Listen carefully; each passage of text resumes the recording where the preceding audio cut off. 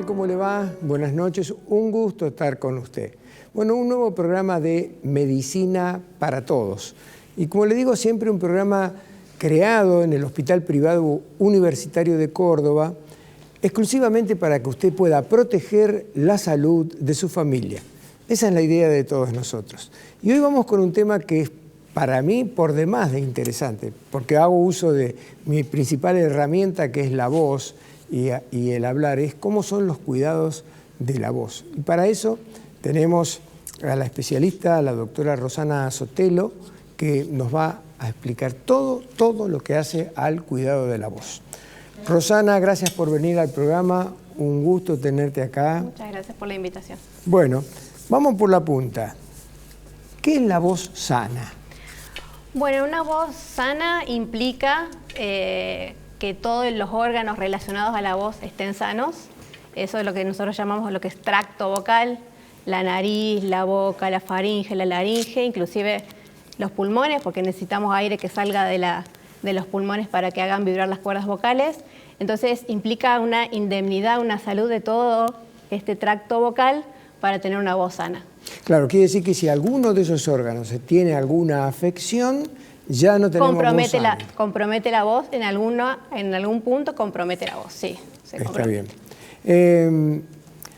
Cuando nos referimos al uso profesional de la voz, yo por ejemplo antes te contaba que había sido locutor, ¿a qué nos estamos refiriendo? Bueno, hay que diferenciar entre voz profesional y voz ocupacional.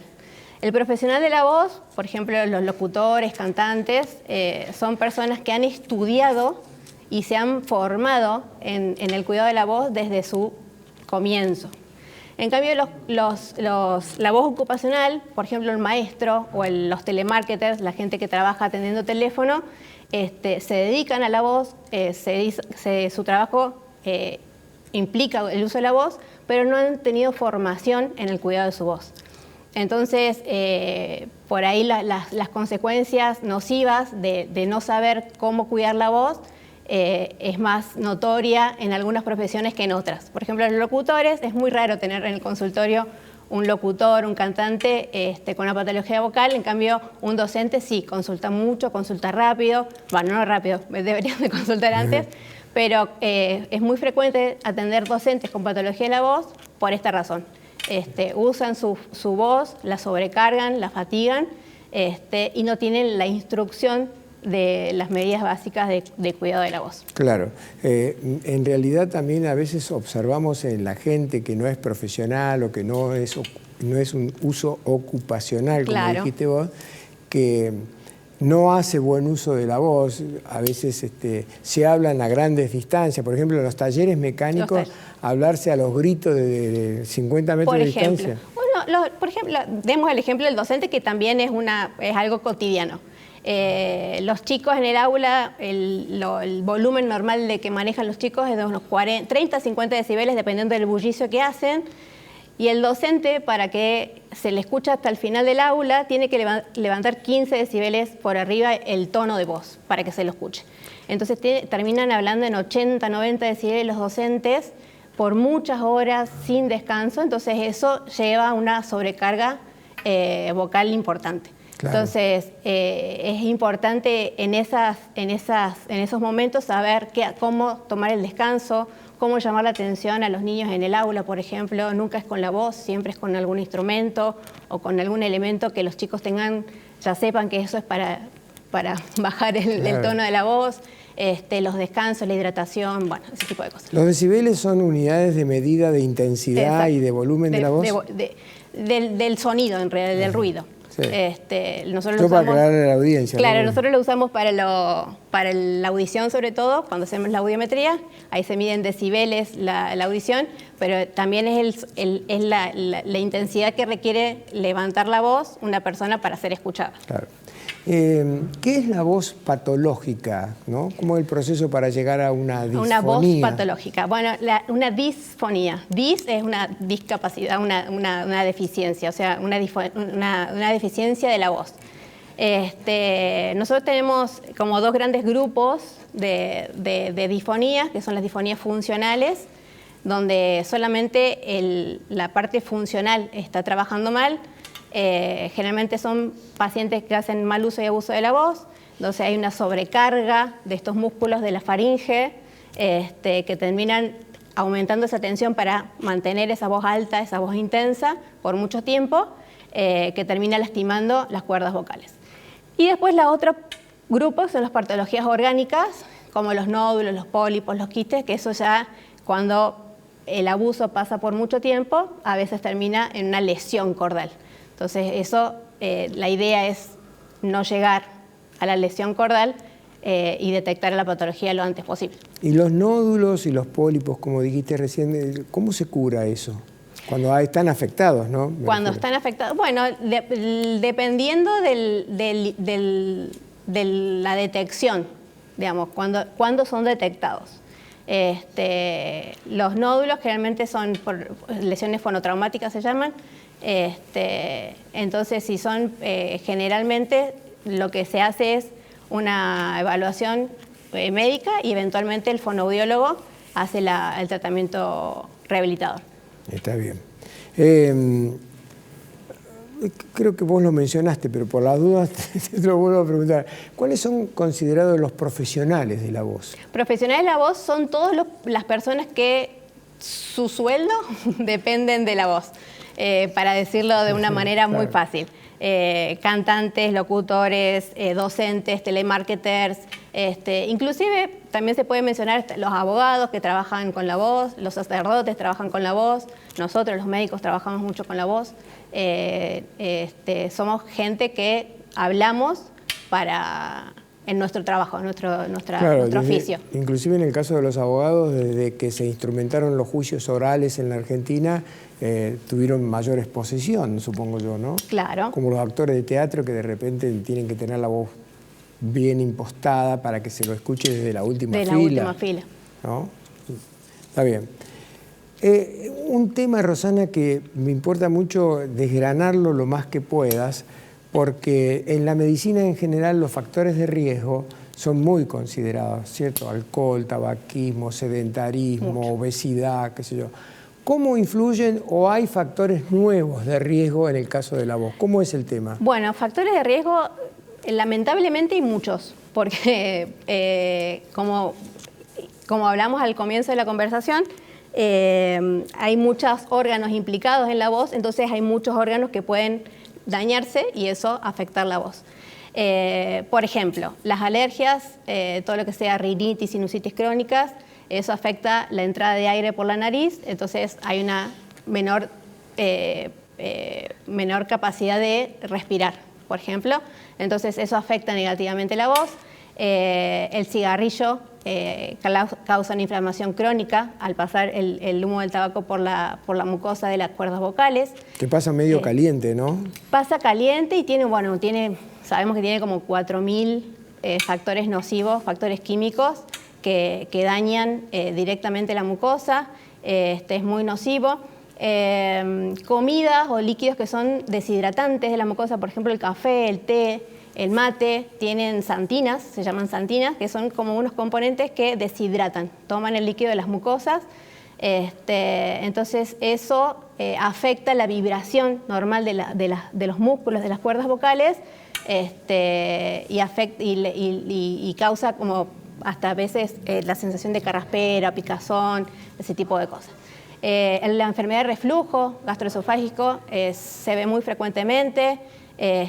Muchas veces el paciente no refiere la sensación o el síntoma digestivo de la dispepsia o el reflujo, la sensación que le sube el ácido o la vinagrera, pero en el examen físico uno encuentra lesiones típicas de reflujo. El pH del estómago es un pH muy bajo, el contenido del estómago es muy dañino y la mucosa de la faringe no está adaptada para ese pH y se daña crónicamente, inflamando mucho todo lo que es la corona laringe y las cuerdas vocales. Eso genera mucha inflamación local.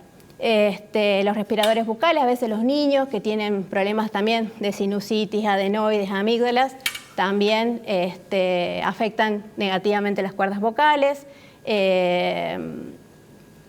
Y básicamente sería lo más grave sería eso. Después hay cosas menos frecuentes, como las patologías endocrinas, problemas de tiroides, pero tiene que ser una gran desbalance de las hormonas para que afecten negativamente. Está bien. Entre los factores de riesgo generales para la medicina aparece la hipertensión. ¿Acá influye en algo?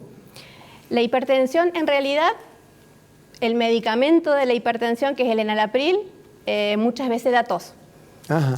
Entonces, llegan a la consulta por tos crónica, que es uno de los síntomas que los pacientes a veces refieren, y haciendo la anamnesis uno encuentra, sí, está tomando ese antihipertensivo. Está bien. Vamos a hacer lo siguiente, Rosana. Vamos a hacer una muy pequeña pausa y retornamos.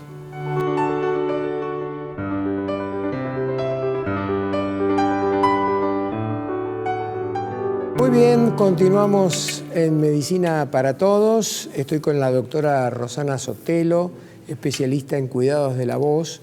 Y qué importante, ¿no? La voz, nada menos, nuestro principal sistema de comunicación, sistema y herramienta. De no ser por la voz, tendríamos que comunicarnos de manera escrita con todos los problemas que ello trae, ¿no? Por la falta de ortografía, sobre todo.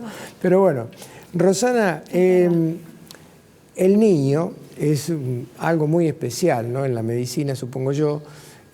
¿Cuáles son las principales patologías de la voz en el niño?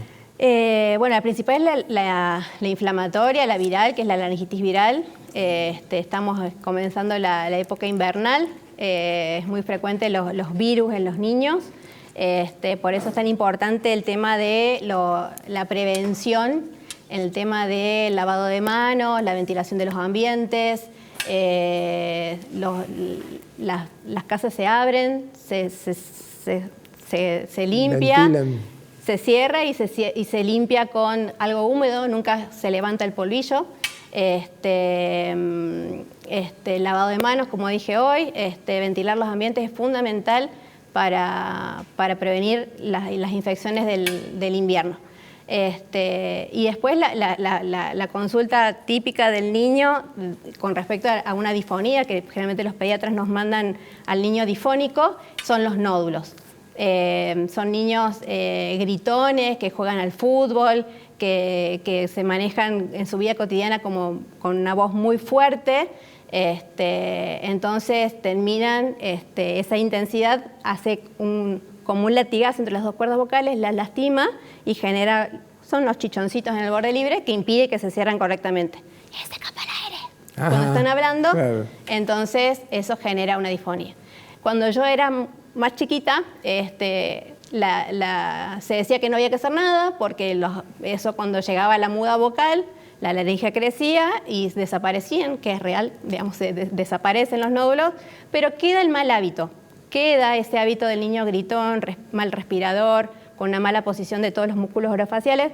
Por eso es muy importante la consulta del niño difónico. No es normal escuchar un niño difónico, no es que ya va a crecer y va a pasar.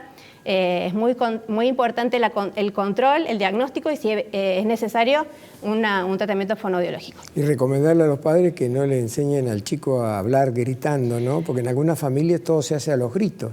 Descartar una hipoacusia es muy importante. Los niños mocosos, por ahí juntan moco en el oído medio, se llama otitis media con efusión.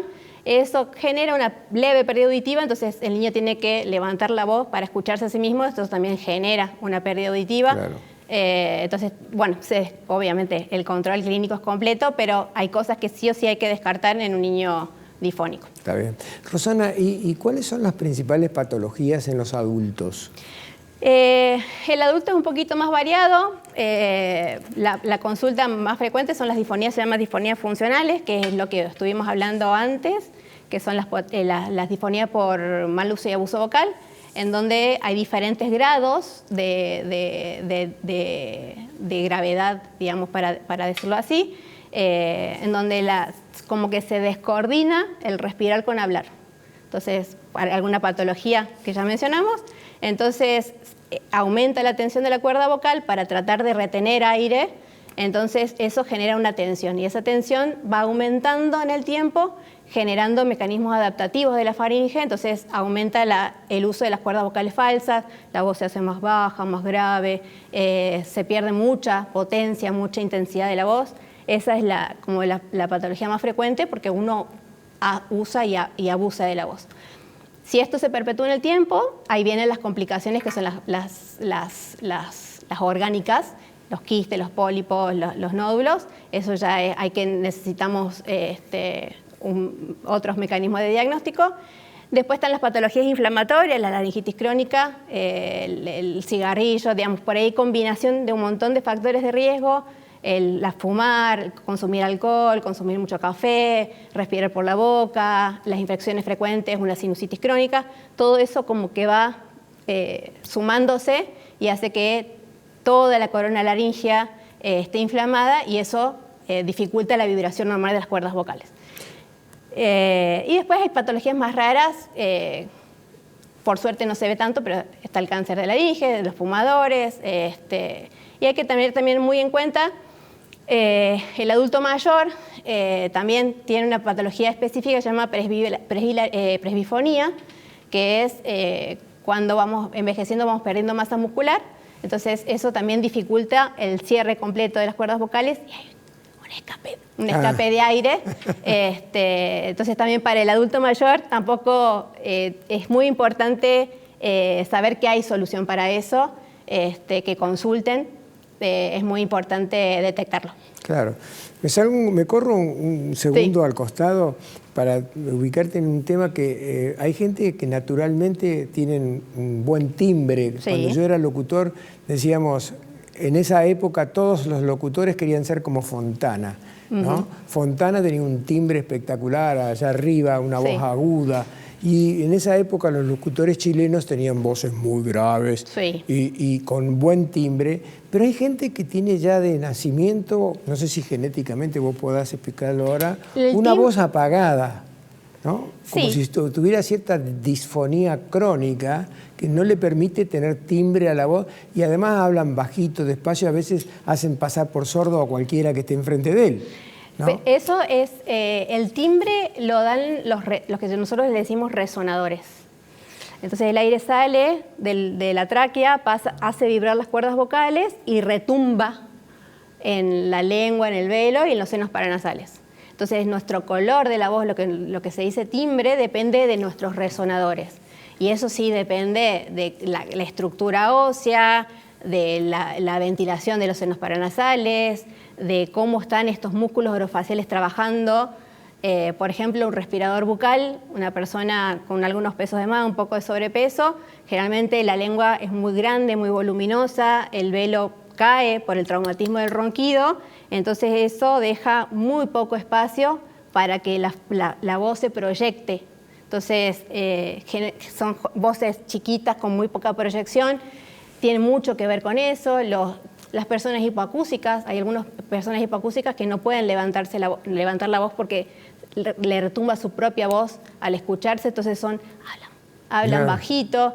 Sí, el timbre es lo que nos da la característica y la característica tiene que ver con todo esto, no es solamente con las cuerdas vocales, sino que con el tracto vocal. Está bien. Rosana, ¿cómo hacemos para diferenciar una patología de otra? Las patologías, bueno, uno por ahí como ya entra el paciente va como haciendo como un escaneo. Al escucharlo es muy importante escuchar el paciente. La voz, cuando nosotros entra el paciente y lo escuchamos hablar por primera vez, ya uno como que va pensando qué puede llegar a tener. Hay como unas escalas que uno tiene para el nivel de ronquera, el nivel de aspereza, el nivel de soplosidad que uno escucha en la voz. Las fonoaudiólogas son como más especialistas, pero el otorrino tiene que tener un entrenamiento de lo que se llama la acústica de la voz. Eso ya como nos va orientando más o menos. El examen clínico completo, todo el otorrino. Y después ya se piden exámenes complementarios que se pueden pedir, son como el gold estándar, lo que siempre hacemos, que se llama la fibroscopía, fibrolaringoscopía, hay dos formas de hacerla, que es la flexible y la rígida. La flexible es el cañito, que a todos le tienen mucho miedo, yo no sé por qué, que es la fibra óptica que entra por la nariz y llega a la faringe y graba todo el trayecto hasta las cuerdas vocales. Y uno pide hacer unos ejercicios con la voz para ver cómo se mueven, cómo se abren, cómo sube, cómo asciende, bueno, todas unas determinadas cosas para ver el funcionamiento y cómo repercute, si existiera una lesión, cómo repercute esa lesión en este funcionamiento. Y después la fibroscopía rígida, que es un cañito rígido, un endoscopio rígido, que entra por la boca, entonces el paciente tiene que estar muy relajado, abre la boca, saca la lengua y uno tracciona un poquito la lengua y entra con el endoscopio. Y ahí vemos desde la faringe para abajo, pero se ve perfectamente, se ve, digamos, si queremos abordar la laringe, se ve perfectamente también todo, cómo funcionan las cuerdas vocales. Está bien. Vos que sos una experta en el tema, ¿qué recomendaciones nos darías para cuidar la voz? Número uno y principal, la hidratación, mantenernos hidratados. Muy poca gente toma agua. Tomar agua implica tomar agua, dejar el agua que hidrate bien la mucosa de la boca y después tragarla. No tienen que pasar muchas horas entre las tomas de agua, tiene que ser durante todo el día, no tomar los 2 litros, 1 litro al mediodía y 1 litro, sino durante todo el día tomar agua, evitar el carraspeo. El carraspeo hace mucho daño a las cuerdas vocales, las inflama y las lastima. Evitar hablar en lugares con mucha gente, uno tiene que levantar el tono de la voz para hacerse escuchar, eso hace mucho daño. Evitar todos los tóxicos que mencionamos, café, alcohol, cigarrillo, en la medida de lo posible. Y tomar descansos. Cuando alguien va a usar la voz, va a requerir usar su voz, tomar los descansos después de usar la voz. Yo le doy el ejemplo a los pacientes del maratonista. Un maratonista duerme, descansa, elonga, se hidrata y come bien. Cuida sus músculos y las cuerdas vocales son músculos que requieren el mismo cuidado, la misma atención. Entonces, la hidratación, ejercicio, la actividad física es muy importante. La actividad física nos fortalece lo que se llama core. Los que hacen educación física saben que esto es el core, para tener una buena postura en la cintura escapular, donde se anclan todos los músculos de la faringe. Eso es muy importante. Me salgo otra vez, perdón, Rosana. Así como hacemos ejercicios para fortalecer los bíceps, los músculos, si las cuerdas vocales son también músculos, ¿hay ejercicios para fortalecer las cuerdas vocales? Claro. Esa es la función primordial de las fonoaudiólogas. Ajá, hay que hacerlo con la fonoaudióloga. Claro, pero es muy importante trabajo sinérgico, digamos, entre el otorrino con un buen diagnóstico si existiera la patología, y la fonoaudióloga que se dedique a hacer voz. Sí, hay un montón de ejercicios y andan muy bien. Está bien. Me hacen seña de que nos queda 1 minuto. ¿Qué tipos de tratamientos existen? ¿Te podés explicarnos un poquito el tema? Tratamientos, bueno, fonoaudiológico. Las fonos están presentes antes, durante y después. Están presentes siempre. Para las patologías funcionales se derivan todas las patologías a la fonoaudióloga. Y si existiera una afección que fuera quirúrgica, la fonoaudióloga está antes de la cirugía y en el postquirúrgico también, para evitar la recidiva de la patología, que no vuelva a suceder la misma lesión. ¿Para qué se utiliza la cirugía? Y las cirugías están para extraer cuando ya hay una lesión orgánica. Los quistes, los pólipos, ese tipo de lesiones se sacan mediante cirugía. Está bien. En milímetros, ¿qué ancho tiene una cuerda vocal? Es como un fideo. 7 milímetros. No me refiero en extensión, sino el diámetro de la cuerda. No, menos, sí. Son chiquitas. Son chiquitas. Sí, todas las pinzas son todas chiquititas, todo es con microscopio, es milimétrico, sí. Todo milimétrico. Y Eso también tiene que ser muy importante para no dañar el resto de la mucosa sana y el músculo cordal. Está bien. Muchas gracias, Rosana, por haber venido al programa. Un placer. Un gusto. Bueno, terminamos el programa. Si le gustó, nos podemos volver a encontrar la semana que viene exactamente a esta misma hora. Hasta ese momento.